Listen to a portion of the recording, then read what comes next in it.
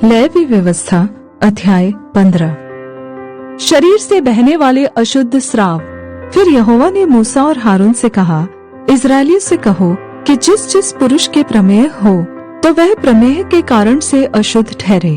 वह चाहे बहता रहे चाहे बहना बंद भी हो तो भी उसकी अशुद्धता बनी रहेगी। जिसके प्रमेह हो वह जिस जिस बिछौने पर लेटे वह अशुद्ध ठहरे, और जिस जिस वस्तु पर वह बैठे वह भी अशुद्ध ठहरे। और जो कोई उसके बिछौने को छुए वह अपने वस्त्रों को धोकर जल से स्नान करे और सांझ तक अशुद्ध ठहरा रहे। और जिसके प्रमेह हो और वह जिस वस्तु पर बैठा हो उस पर जो कोई बैठे वह अपने वस्त्रों को धोकर जल से स्नान करे और सांझ तक अशुद्ध ठहरा रहे। और जिसके प्रमेह हो उससे जो कोई छू जाए वह अपने वस्त्रों को धोकर जल से स्नान करे और सांझ तक अशुद्ध रहे। और जिसके प्रमेह हो यदि वह किसी शुद्ध मनुष्य पर थूके तो वह अपने वस्त्रों को धोकर जल से स्नान करे और सांझ तक अशुद्ध रहे। और जिसके प्रमेह हो वह सवारी की जिस वस्तु पर बैठे वह अशुद्ध ठहरे। और जो कोई किसी वस्तु को जो उसके नीचे रही हो छुए वह सांझ तक अशुद्ध रहे। और जो कोई ऐसी किसी वस्तु को उठाए वह अपने वस्त्रों को धोकर जल से स्नान करे और सांझ तक अशुद्ध रहे। और जिसके प्रमेह हो वह जिस किसी को बिना हाथ धोए छुए वह अपने वस्त्रों को धोकर जल से स्नान करे और सांझ तक अशुद्ध रहे। और जिसके प्रमेह हो वह मिट्टी के जिस किसी पात्र को छुए वह तोड़ डाला जाए और काठ के सब प्रकार के पात्र जल से धोए जाए।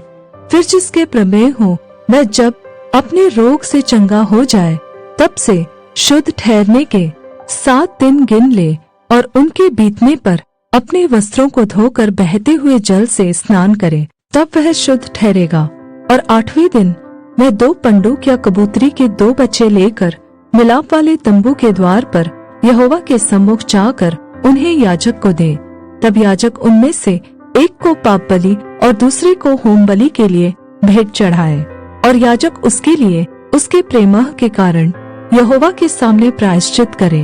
फिर यदि किसी पुरुष का वीर्य स्खलित हो जाए तो वह अपने सारे शरीर को जल से धोए और सांझ तक अशुद्ध रहे। और जिस किसी वस्त्र या चमड़े पर वह वीर्य पड़े वह जल से धोया जाए और सांझ तक अशुद्ध रहे। और जब कोई पुरुष स्त्री से प्रसंग करे तो वे दोनों जल से स्नान करे और सांझ तक अशुद्ध रहे।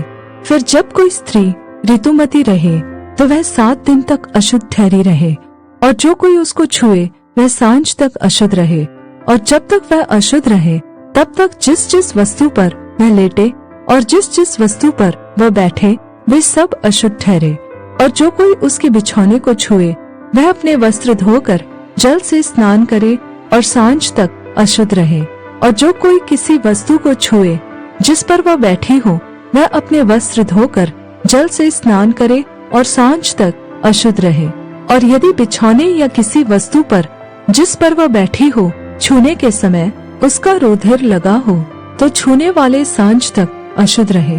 और यदि कोई पुरुष उससे प्रसंग करे और उसका रुधिर उसके लग जाए तो वह पुरुष 7 दिन तक अशुद्ध रहे।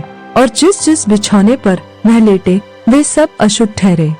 फिर यदि किसी स्त्री के अपने मासिक धर्म के नियुक्त समय से अधिक दिन तक रुधिर बहता रहे तो उस नियुक्त समय से अधिक समय तक ऋतुमती रहे, तो जब तक वह ऐसी दशा में रहे तब तक वह अशुद्ध ठहरी रहे। उसके ऋतुमती रहने के सब दिनों में जिस जिस बिछौने पर वह लेटे वे सब उसके मासिक धर्म के बिछौने के समान ठहरे। और जिस जिस वस्तु पर वह बैठे वे भी उसके ऋतुमती रहने के दिनों के समान अशुद्ध ठहरे। और जो कोई उन वस्तुओं को छुए वह अशुद्ध ठहरे। इसलिए वह अपने वस्त्रों को धोकर जल से स्नान करे और सांझ तक अशुद्ध रहे। और जब वह स्त्री अपने ऋतुमती से शुद्ध हो जाए तब से वह 7 दिन गिन ले और उन दिनों के बीतने पर वह शुद्ध ठहरे। फिर 8वें दिन वह 2 पंडुक या कबूतरी के 2 बच्चे लेकर मिलाप वाले तंबू के द्वार पर याजक के पास जाए। तब याजक एक को पाप बलि और दूसरे को होम बलि के लिए चढ़ाए और याजक उसके लिए उसके मासिक धर्म की अशुद्धता के कारण यहोवा के सामने प्रायश्चित करे।